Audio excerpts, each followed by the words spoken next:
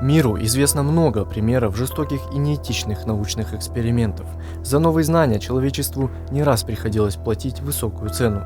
Но история француженки Мод Жульен впечатляет куда сильнее, чем большинство самых изощренных опытов прошлого.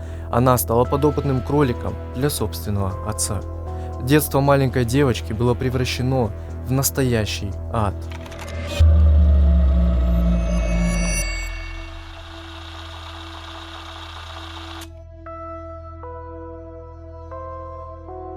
Трагическая история началась в 1936 году. Именно тогда 34-летний французский бизнесмен Луи Дидье заключил необычную сделку с парой бедных шахтеров. Он купил их младшую дочь. Мужчина пообещал дать девочке образование и ни в чем не отказывать. Условие было только одно – родители больше никогда не увидят свою дочь. Тщательно взвесив все за и против, те согласились. Семья с большим трудом сводила концы с концами, а Луи Дидье был богат и управлял собственным автомобильным салоном. Так, девочка по имени Жанин оказалась под опекой незнакомца. Господин Дидье, как его называла воспитанница, растил Жанин в строгости. Его план состоял в том, чтобы воспитать сверхчеловека. Однако новоиспеченной дочери Луи Дидье к тому моменту уже исполнилось 6 лет. Она не совсем подходила для воплощения задумки. Стратегию пришлось изменить. Прежде всего, мужчина сдержал слово. Жанин окончила университет, но все это время он не только заботился о девочке, но и растил для себя жену, тихую и покладистую. Этот союз вызывал немало вопросов у окружающих, которые высказывали разные теории относительно намерений Дидье. Однако его истинные мотивы были куда страшнее самых смелых догадок. Спустя 22 года после того, как Луи взял под опеку Жанин, она родила белокурую девочку. Это произошло 23 ноября 1957 года. Через 3 года Луи купил дом на севере Франции, между Лилем и Дюнкером. Дом, который должен был стать сценой для величайшего замысла Луи – превращения ребенка в суперчеловека. Когда я была совсем маленькой, мне можно было играть в саду, как только я закончу занятия с матерью. Но когда мне исполнилось 5, у меня стало меньше свободного времени. Я должна была доказать, что достойна тех заданий, которые он мне давал. Но я не соответствовала его видению. Я чувствовала себя слишком неуклюжей, слишком глупой, и я его очень сильно боялась. Его грузная фигура, большая голова, стальные глаза. У меня каждый раз дрожали от страха колени, когда я подходила к нему. Господин Дидье был полубогом для нее, которого она обожала и вместе с тем ненавидела, но которому никогда не противоречила. Правда, и жизнь самого Дидье была совсем не похожа на сказку. Луи не интересовало благополучие его супруги и дочери. Он был одержим идеей создания идеального человека, который бы превосходил по могуществу и развитию всех ныне живущих людей, высшего существа с выдающимися интеллектуальными и физическими данными. Жертвой амбициозных планов господина Дидье стала его собственная дочь Мод. С ранних лет девочка жила в спартанских условиях, у нее не было игрушек, ей запрещалось разговаривать, плакать, смеяться и демонстрировать любые другие эмоции. Малышка спала на жестком матрасе в неотапливаемой комнате. Зимой дом промерзал до фундамента, а иногда окна детской комнаты замерзали даже изнутри. Единственными ее друзьями были пони, утка и дворовый пес, которых отец Мод купил для нее, поскольку считал, что общение с животными способствует развитию умственных способностей. Отчасти так и произошло. Она обожала своих друзей, ведь они научили девочку состраданию и любви больше, чем собственные родители. Чудовищные реалии жизни Мод были обусловлены тем, что господин Дидье верил в следующее. Сверхчеловек, а именно личность с феноменальным интеллектом и не менее феноменальным физическим развитием, может сформироваться лишь в подобных условиях, а любые удовольствия, будь то теплое одеяло или нормальная пища, мешают прогрессу. Будучи уверенным в своей правоте, Луи Дидье начал свой эксперимент и посвятил ему всю свою жизнь. По мере того, как росла Мод, росли и ожидания ее отца. С каждым годом он все сильнее ужесточал условия ее содержания, а тренировки были болезненными, изматывающими и пугающими. Пока мать занималась обучением Мод, отец тренировал ее выносливость и эмоциональную стойкость. Родители были уверены, любое проявление чувств – опасная слабость, которую нужно искоренять как лень и страх. Девочке запрещалось употреблять в пищу любые продукты питания, которые имели хоть хоть какой-то вкус. Основную часть рациона ребенка составлял пресный отварной рис или сырые овощи. По мнению Дидье, ее организм должен был научиться справляться с недостатками витаминов. Исключением однообразной пищи являлся день, когда отец перерезал горло курицы, чтобы дочь пила с нее кровь. Луи Дидье был уверен, что это полезно для мозга. Помимо строгой диеты, Мод также соблюдала и другие жестокие правила жизни отца. Для личной гигиены ей выделялся лишь 1 квадратик туалетной бумаги. Принимать душ ребенку разрешалось лишь раз в неделю, исключительно в ледяной воде, потому что ее отец считал это роскошью. А о свободном времени или каком-либо комфорте в жизни девочки речи и не шло. Впрочем, маленькая девочка в доме была единственной, кто должен был соблюдать строгости. Ее родителям не грозило стать слабаками, так что они с удовольствием пользовались благами цивилизации. Ведь Луи Дидье был образцом волевого человека, ему уже не требовалось ничего доказывать. Педагогика моего отца предполагала, что я должна привыкнуть к спартанским условиям. Любые отвлекающие факторы нужно ограничить. Я должна научиться спать как можно меньше, потому что сон – это потеря времени. Я тогда должна была отказаться от любых удовольствий, начиная от вкусной еды, потому что это путь к слабости. Мне никогда не позволяли есть фрукты, йогурты, шоколад. Я никогда не пробовала в детстве свежий хлеб. 5-й день рождения Мод стал поводом для господина Дидье одарить свою дочь новыми обязанностями. Отныне малышка весь день посвящала учебе. В программе отца девочки значились занятия музыкой. Луи хотел, чтобы Мод научилась играть на всех инструментах мира. По плану его дочь должна была стать превосходной гимнасткой, ездить на велосипеде, быть профессионалом верховой езды и плавать в 10-градусной воде.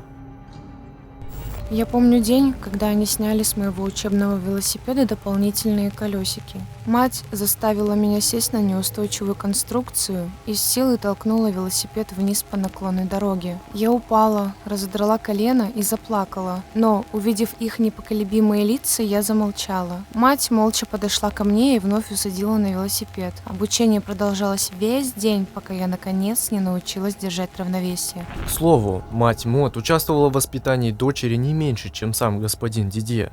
Возможно, Жанин была сломлена его жестоким обращением с ней в детстве, а возможно, она просто разделяла его убеждения и также мечтала о создании высшего существа. Так или иначе, именно она была исполнителем приказов Дидье.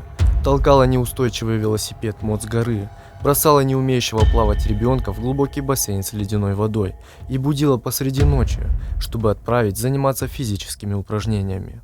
Дальше история Мод становилась все трагичнее. Девочка столкнулась и с сексуальным насилием. Правда, не со стороны отца, а со стороны садовника, который трудился в их доме. Девочка была слишком напугана происходящим, чтобы рассказать отцу об этом инциденте.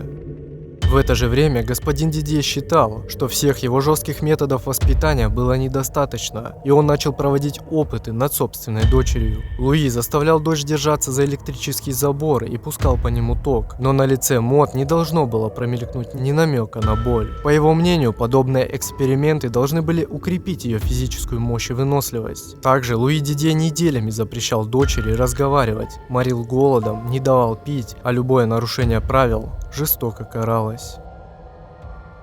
К тренировкам добавился алкоголь. Луи считал, что сложные жизненные условия нередко соседствуют с распитием крепких напитков. Поэтому отец также настаивал, что его дочь должна была научиться пить. Каждый скудный прием пищи сопровождался вином или виски.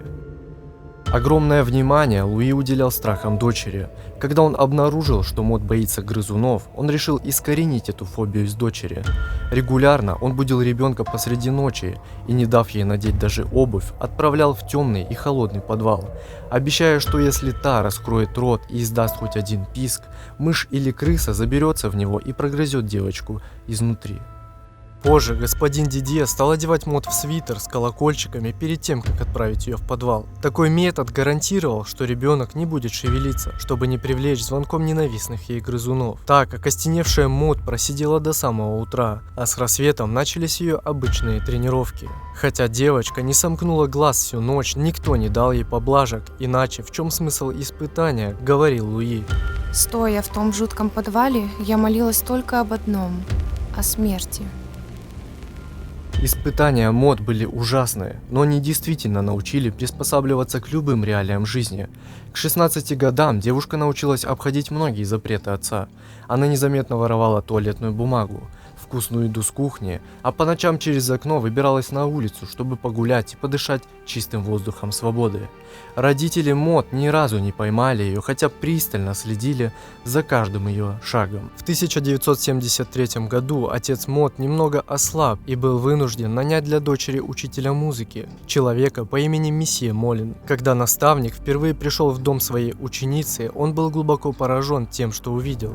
Истощенный и напуганный ребенок, фанатичные родители, требующие от Мод невозможного, и атмосфера тотальной безысходности, царившая в семье господина Дидье. Тогда месье Молин настоял перенести музыкальные занятия в его дом, где смог пообщаться с Мод с глазу на глаз. Узнав историю Мод, он устроил ее работать в небольшую лавку музыкальных инструментов. И это стало началом новой жизни девушки. Именно там она встретила своего будущего супруга, Ричарда Жульена, которому избежала в возрасте 18 лет. Отец позволил Мод выйти замуж в 18 лет за Ричарда Жульена, взяв с нее обещание, что через полгода она вернется, чтобы заботиться о нем. Мод больше никогда не вернулась туда жить, а престарелый отец больше не имел власти над молодой девушкой.